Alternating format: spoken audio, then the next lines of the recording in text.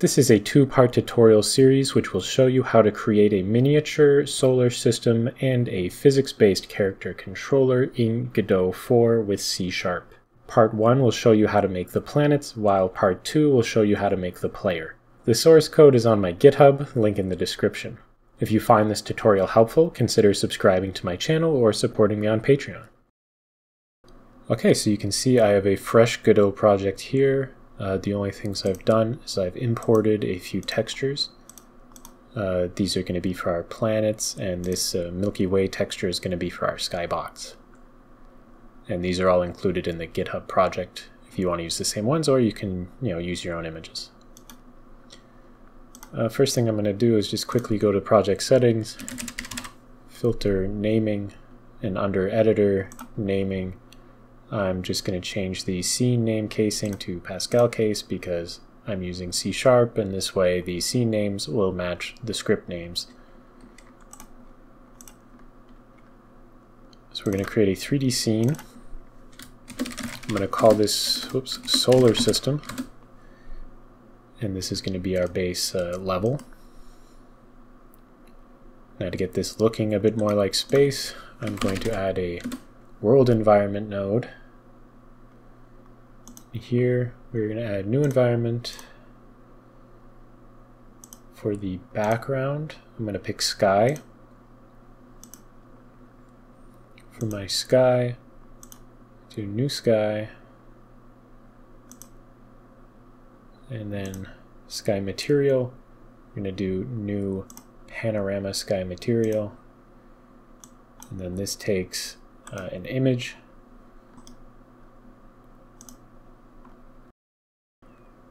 So I'm going to use the quick select to get my Milky Way image, and then there we go. We are now in space.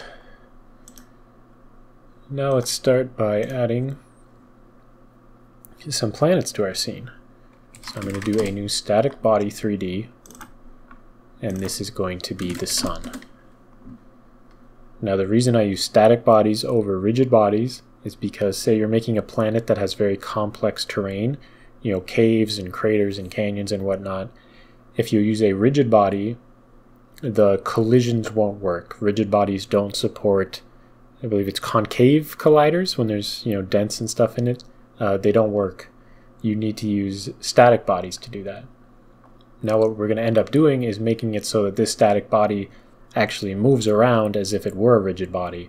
We're going to do that with our own code. That way we'll get the collisions working while also getting our planets to move.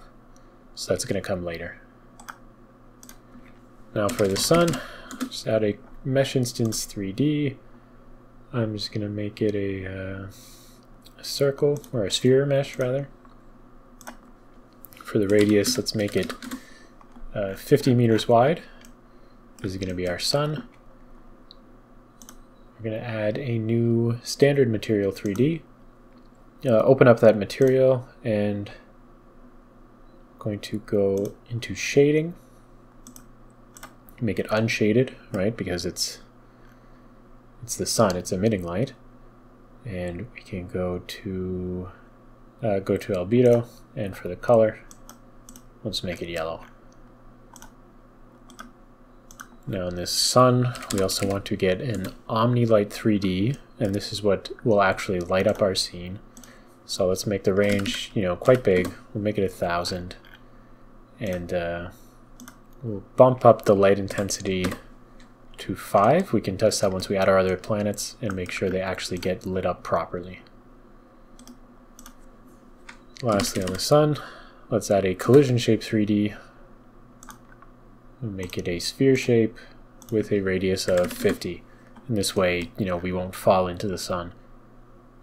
If you were to continue the project, you'd probably want to make this like an area 3D that detects that the player is entering it and then, kills them, because you wouldn't survive long inside of the sun. Okay, next static body will be the Earth. Let's move that outside of the sun.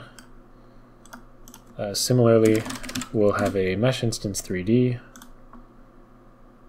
with a sphere mesh. We'll make the Earth be, say, 20 meters in radius. We will also give it, a new standard material 3D, but this time for the albedo, we will do right-click on it, do quick load, and we will pick our Earth texture map. So there you go, it looks like the Earth now. And to see that our light from the sun is working properly, if we go up here where it says toggle preview sunlight, we can just turn that off. So we can see that actually our sun is not bright enough to light up the Earth. Right. So it's actually the attenuation that was our problem. The light was attenuating too quickly. So we'll keep the range at 1000. Make the energy be... Well, I guess, yeah, if it's not getting any darker as it goes out, we can leave the energy at 1. And we'll keep this attenuation curve basically at the max, just so that our Earth stays lit. Like with the sun, the Earth needs a collision shape, which will be another sphere shape. Again, this one is 20 meters wide. And now for our planets, that's all they're going to need. So I'm going to essentially copy this 2 more times for Mars and for the moon. I won't show you that because it's just a repeat of what I just did. Okay, so I've quickly set up all our planets. So the Earth has a radius of 20, I gave the moon a radius of 10 meters, and Mars a radius of 15 meters. So now what we want to do is we are going to attach a script to all these planets. I'm calling the sun a planet, but this really just means, something that either can orbit something else or, can be orbited by other things. So we're going to call this script planet. Okay, so we've opened up this project. We have this script open up. I'm going to remove the default, boilerplate code for now. We'll come back and add the ready method back in. I don't think we're going to use process. So what does a planet need to know? Well, first we're going to define what its orbital parameters are. So we'll call this category orbit. First thing it's going to have is a orbital parent. So this will be whatever it's going to be orbiting. So in the case of the Earth, this is going to be the sun. In the case of the moon, this is going to be the Earth.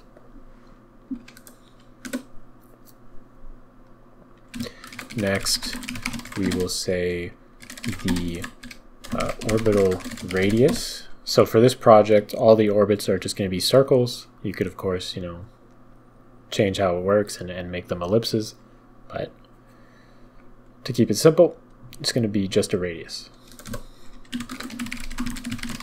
Next, I'm going to define an angle. This is going to be sort of the starting angle that the planet will start at when we launch the game. This isn't the inclination angle. Again, that's something that you could add on top of this, but we're going to keep it simple.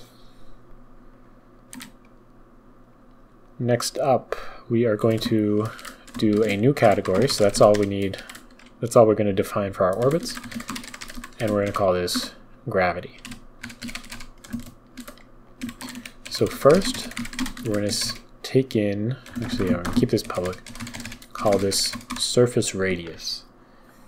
Now, what this is going to be for is that instead of defining, the mass of a planet, and then from that having it, figure out what the gravity is going to be standing on the surface of that planet, we're just going to start by saying, okay, the surface is this high, and I want the gravity on the surface to be this amount, and then from that we're going to get what the mass of the planet should be.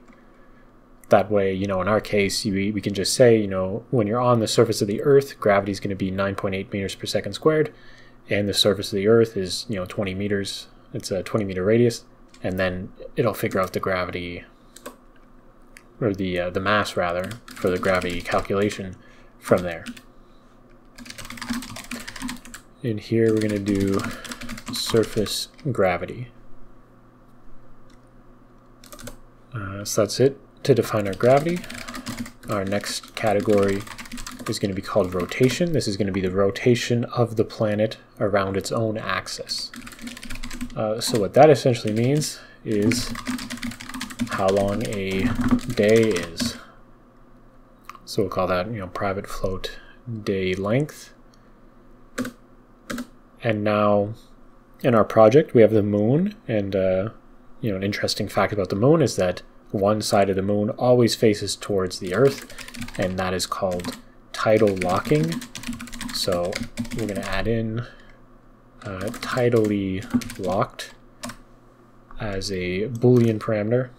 So in the case of a planet being tidally locked, that just means that its day length is going to equal the amount of time it takes to orbit around its orbital parent, right? Okay, so that's it for our exported variables. Next up, as I was saying earlier, from the surface radius and the surface gravity, we will be able to figure out what the mass of the planet should be. So we are going to call that gravitational mass. And I'm going to do this with a private setter. So this just says that, inside this class we can define this value, and then inside other classes, other scripts, we're going to be able to get what the mass is, but not change it, right? Because you only want to set this once for a planet, and then leave it at that.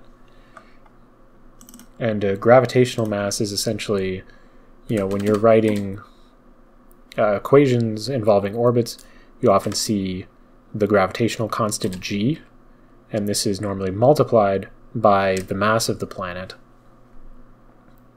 So for our purposes, the actual mass of the planet never really matters. It's only this gm parameter that we ever need. So we just combine them both into one thing, and then we can sort of forget about that extra g constant and just use gm instead.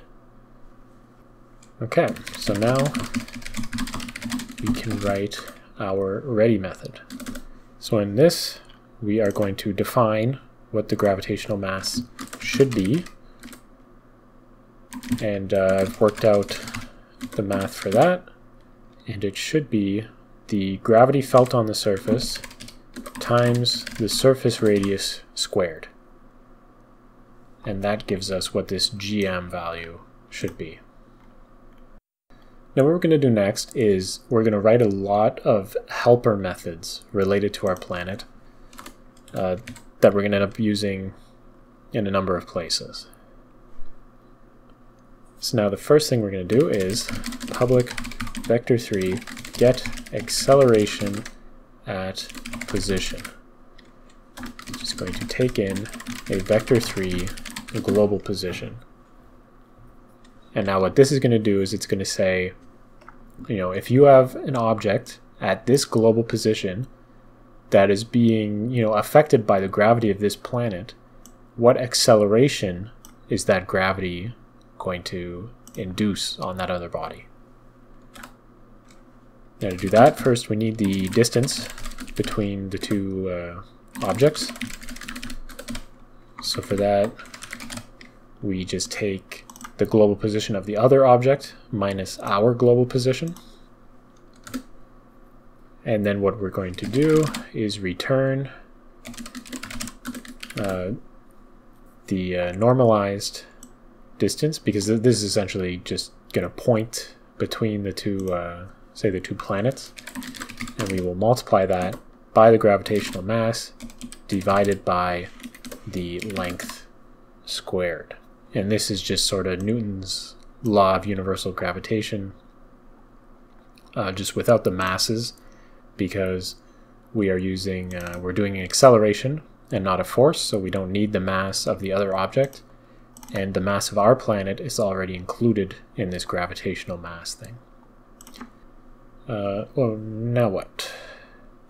Let's do get orbital velocity, which again will take a global position.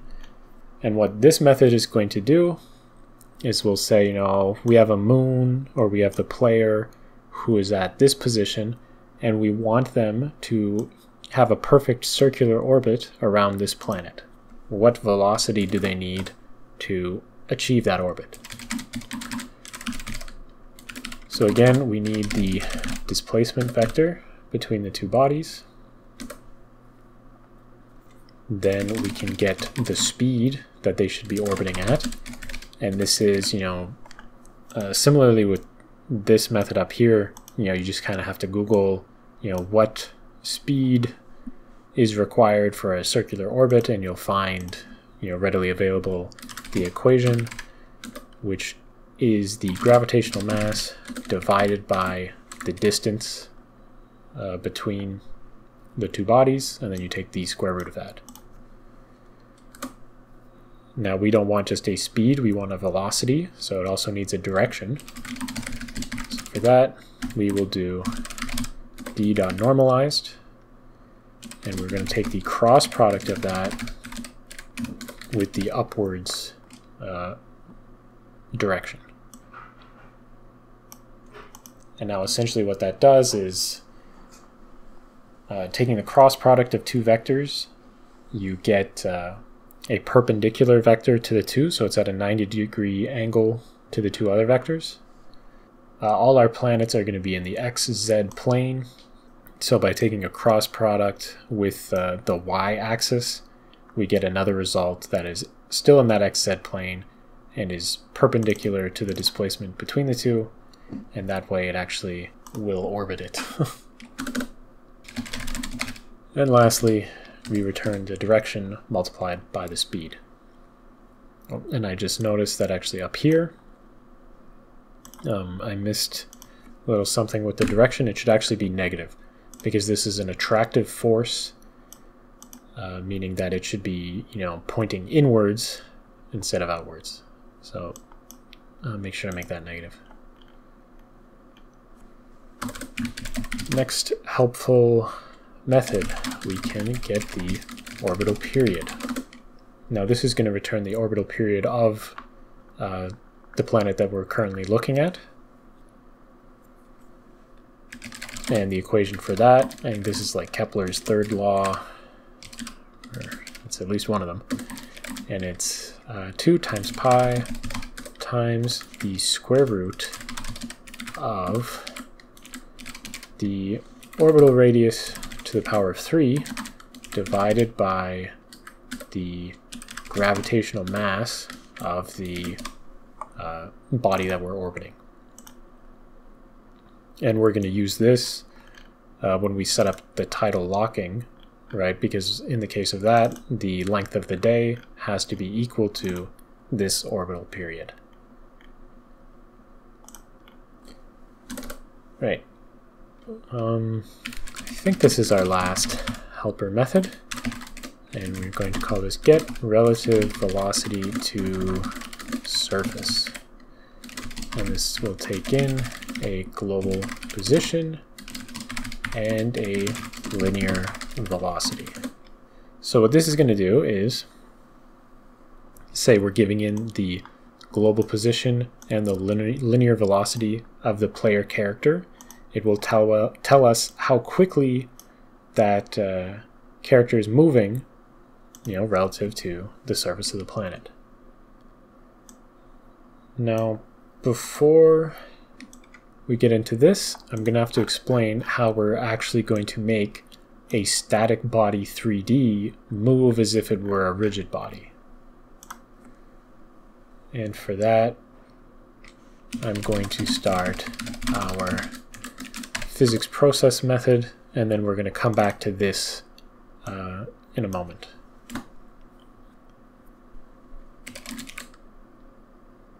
So, first we're going to check, are we even orbiting something? And then if we are, right, because say the sun's not orbiting anything, so it doesn't need to move, but the Earth is orbiting the sun, so it needs to move. First, we're going to get the acceleration by gravity that we are experiencing. So for that, we do the orbital parent dot get acceleration at position global position. Right, so this says how much we should be accelerating at our current position relative to, say, the sun. Now, in a rigid body, you would use linear velocity. You see here we don't have access to that. However, we do instead have constant linear velocity. Now, if we read the tooltip, it says this is the body's constant linear velocity. This does not move the body, but affects touching bodies as if it were moving. So what that's saying is, if our player was standing on the planet, it would behave as if the planet were actually moving at this linear velocity. So we're going to use this instead of using the regular linear velocity. And for that, we're going to do plus equals the acceleration by gravity times the delta time. However, since this doesn't actually affect the position of the planet, we just have to do that part manually. So we're going to do global position plus equals constant linear velocity times the delta time. Similarly, for the rotation of the planet, we have access to constant angular velocity. And again, this isn't actually going to rotate the planet unless we do that manually, but it will affect the player character standing on the planet as if it were rotating at that angular velocity. And to apply that ourselves, we just do global rotation plus equals constant angular velocity times the delta time. Same as we did with the position. Right, so now we've established that instead of using linear velocity and angular velocity, we're using constant linear velocity, constant angular velocity, which don't normally actually cause anything to move, but we are specifically making them do that. So now we can go back here to our relative velocity to the surface method and fill this in. So first, we're going to say, okay, what is the speed of the planet? That is equal to the constant linear velocity. What about the rotational speed? So this is, the ground is spinning, so there's a velocity there that we need to take into account. And the equation for that is you take the angular velocity and you do the cross product with the displacement vector between the center of the planet and the position that we're standing at. So as we've done in a lot of the previous methods, we're looking at the global position of the body, the player in this case, minus the global position of the planet, and then you just take the cross product of the two of those. And finally, our relative speed is going to be equal to the linear velocity of the player, and then we're going to subtract from that the linear velocity of the planet plus the rotational speed as the planet is spinning. And then we can just return relative speed. Alright, so we're almost done in here. I guess the last things we need to do is, so this linear velocity and this angular velocity, we need to figure out what are the initial values for these two parameters. Now that's going to depend, say, for example, the Earth. If we look at our get orbital velocity method, you can see that it's reliant on the position of the Earth relative to the Sun, so we have to make sure that they're positioned properly first. It's also based on the gravitational mass of the Sun in this case. So that means that before the Earth sets its initial linear velocity, the ready method up here has to be called on the Sun. This has to have already happened. We also need to set, the relative positions, but then in the case of the Moon, where is the Moon going to be positioned in the solar system? Well, it's going to be positioned relative to the Earth so that it can orbit the Earth, And then the Earth also has to be positioned relative to the Sun so that the Earth can orbit the Sun. So getting a bit complicated there. What we're going to do is we're going to write this initialization method, and we're going to have to call this in a specific order so that it would happen for the Sun first, then happen for the Earth, then happen for the Moon, so that the Earth can properly orbit the Sun and the Moon can properly orbit the Earth, who is orbiting the Sun. So first I'm going to fill out this method, and then we're going to figure out how we're going to make sure this gets called in the right order. So first, are we even orbiting something? If we are orbiting something, first we're going to set our position. So this is going to take the global position of the parent, and remember again, we're going to make sure that this is called first on the parent and then on whatever's orbiting it. So that way, this position will have already been properly set. Then we're going to add to this position the forward vector. So this is in the z-axis, because as I've said before, we're going to keep our orbital movement in the xz plane. So we're going to take that z-axis direction, we're going to multiply it by our radius. So say we're orbiting, at 200 meters from the Sun, well, it's going to be 200 meters in that z-axis direction. And then we're going to rotate that vector around the up direction, so the y-axis, and we're going to rotate it by our orbital angle. And it's going to rotate in radians. So we're going to add to that degrees to radians, and this way we can write our orbital angle in degrees. Okay, so now our position is set. Now we can set our linear velocity. And that's going to be equal to, first we're going to take the linear velocity of the parent, because say in the case of, if I look back at our solar system, the Earth is going to orbit the Sun at a certain velocity. The Sun's not going to move, so we don't have to worry about its velocity. However, the Moon is going to orbit the Earth, who is also orbiting the Sun. So first the Moon has to match the speed of the Earth around the Sun, and then we add on to that the speed of the Moon going around the Earth. So that's why we need to first take the velocity of the parent, and then we're going to add to that orbital parent dot get orbital velocity at the global position. Alright, so that's done. Next, we're going to take into consideration our tidal locking. And for this, as I've said before, all this means is that the day length is equal to the orbital period. Next, we're going to set our constant angular velocity to be equal to, here, let's first say, what if our day length is set to be 0? In that case, we're just going to sort of ignore this. So in that case, we're just going to say, okay, 0. It's not going to rotate. We'll just use that.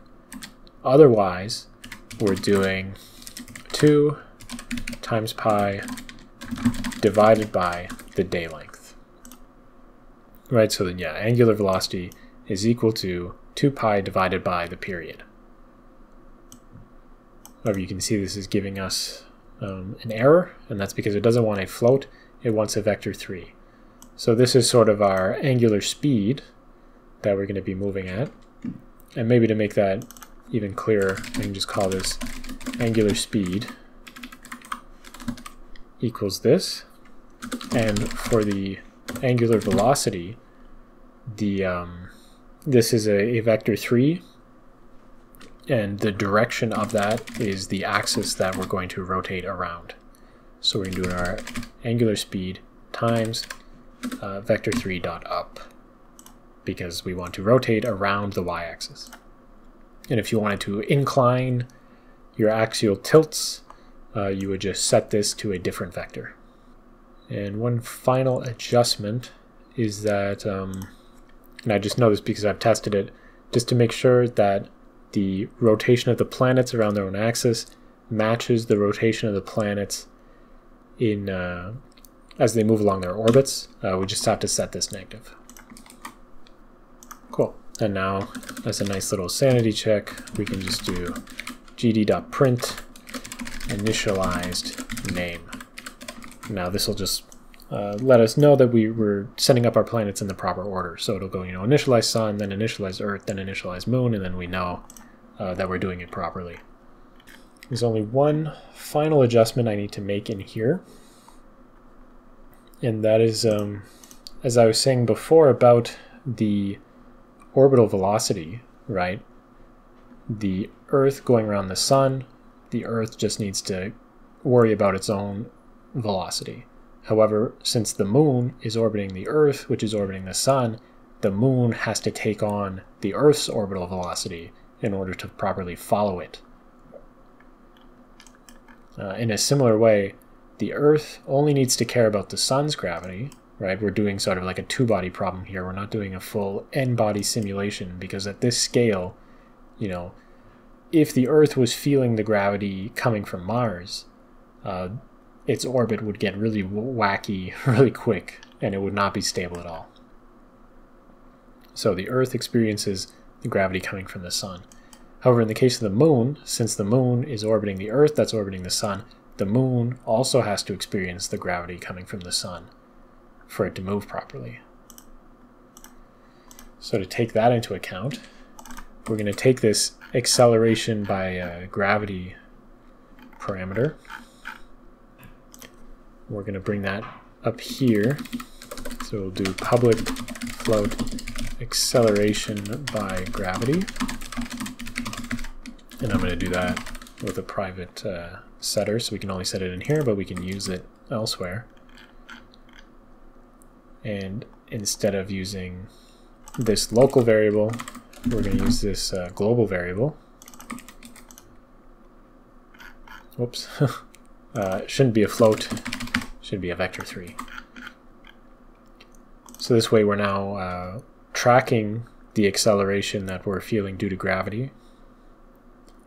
And then we can use that, add on to this by doing orbital parent dot acceleration by gravity. So in this case, for the sun, this will always be 0 because it's not doing anything. For the Earth will just get, this acceleration due to the sun, and then it adds on 0 because the sun itself isn't experiencing gravity coming from anything. But then in the case of the moon's going to get it from the Earth, and then also add on the gravitational acceleration that the Earth is experiencing due to the sun. And with that, we are almost done. The last part is figuring out what order to call this initialization method in.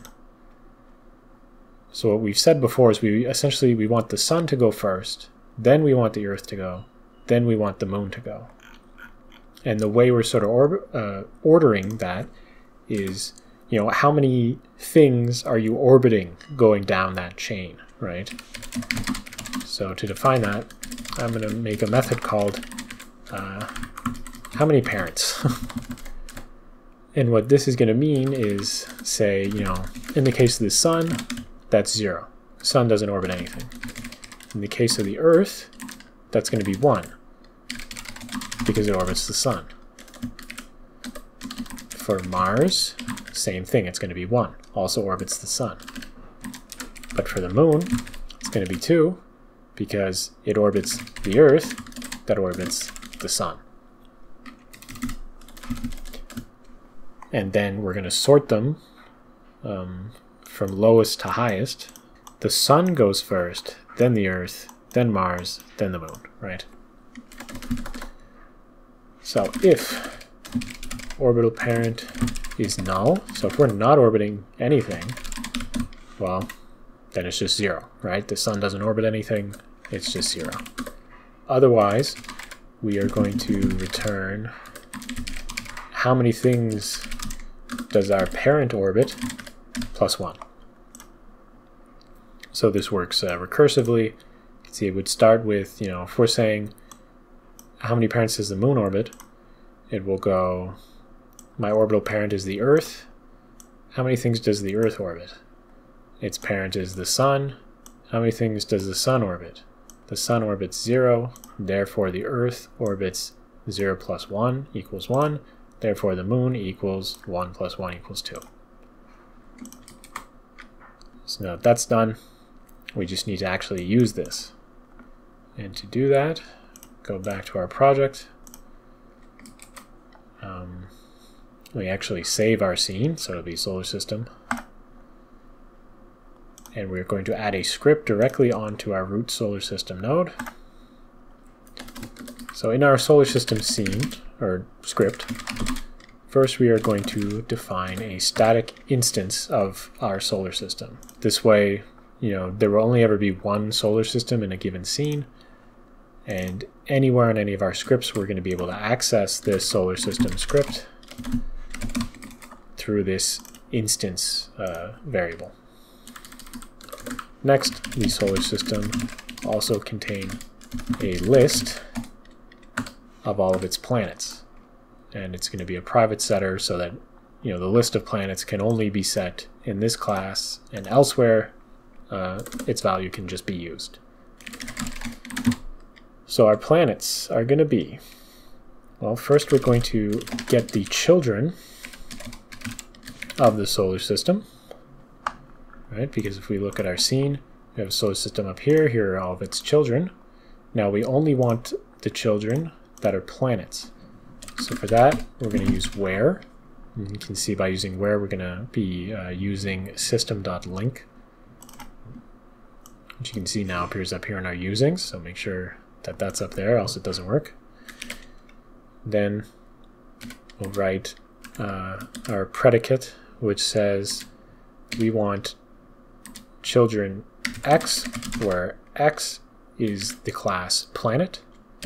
Then we're going to cast these values to be planets, otherwise getChildren returns nodes.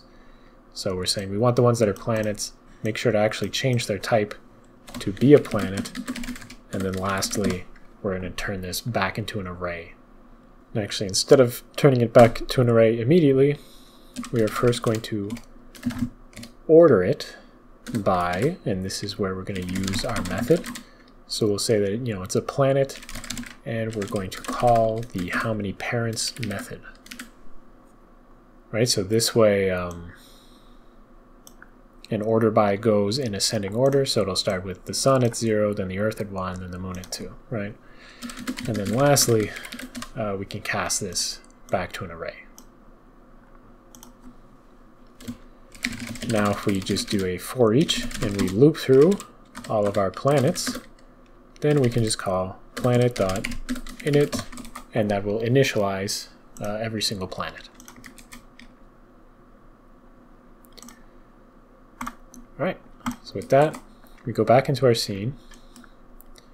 Now we just need to make sure that all of our planets actually have the planet script attached to them. And each time it's going to open up Visual Studio, which is a bit annoying, but that's fine. So we attach it to the Moon. We attach the planet script to Mars. And now all our planets have the script on them. If we go up here and we build our project, we will be able to start setting all these variables that we had exported. So in the case of the Sun, the orbital parent is nothing. Actually, we won't put anything up here in its orbit.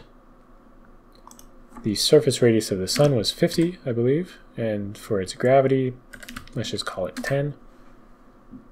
We don't really need to set a rotation on the Sun. Since it's a featureless sphere, we wouldn't really be able to notice anything rotating. Next, for the Earth is going to orbit the Sun. Let's have it orbit at 200 meters. For its orbital angle, we can start it off at 0, that's fine. The surface radius of the Earth, we put that at 20. The surface gravity in real life is 9.8 meters per second squared. Length of a day on the Earth is of course 24 hours, but that'd be a bit too long, so let's set that to 200 seconds so we can actually notice it rotating. Next, the moon. The moon's going to orbit the Earth. Let's have it orbit, say, at 70 meters. And to show that this orbital angle is actually doing something, let's set it at 90 degrees. So if this is the z-axis, so in that case the moon would start in its orbit just about here, or maybe over here. I'm not actually sure which way it's going to be rotating. I think over here. Next, the radius, we set that to be 10. I think the surface gravity on the moon is about 2 meters per second squared, and it is tidally locked to the Earth, so we don't have to set a day length. This will be handled in the code. Lastly, Mars is going to orbit the Sun. Its orbital radius could be 350, let's say. Orbital angle, let's start it at 270, so it'll be on the opposite, or 180 rather, so it starts on the opposite side of the Sun. Surface radius was 15. Surface gravity on Mars is about 4 meters per second, I think. For the day length, just make that 150. And we'd save our scene.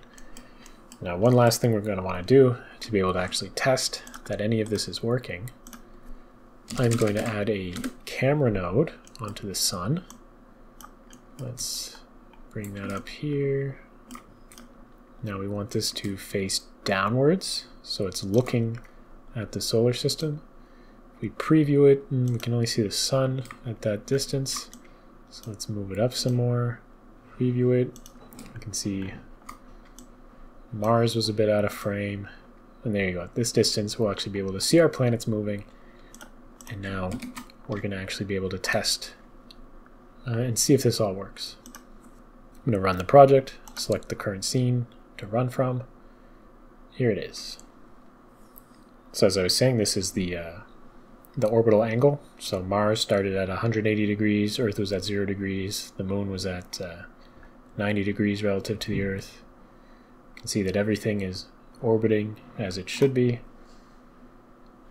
We go full screen, you kind of look in closely at the moon, we see, you know, this dark patch is always kind of to the side of the part that's visible from the Earth. Might look a bit like it's a change of ground, but that's just because, you know, the light from the Sun is illuminating different parts. But this, you know, dark patch is always just off to the side of what's looking at the Earth, so we can see the tidal locking has worked. So that's the end of part 1. Part 2 will cover creating a player character controller to seamlessly navigate between the planets in the solar system. Thanks for watching.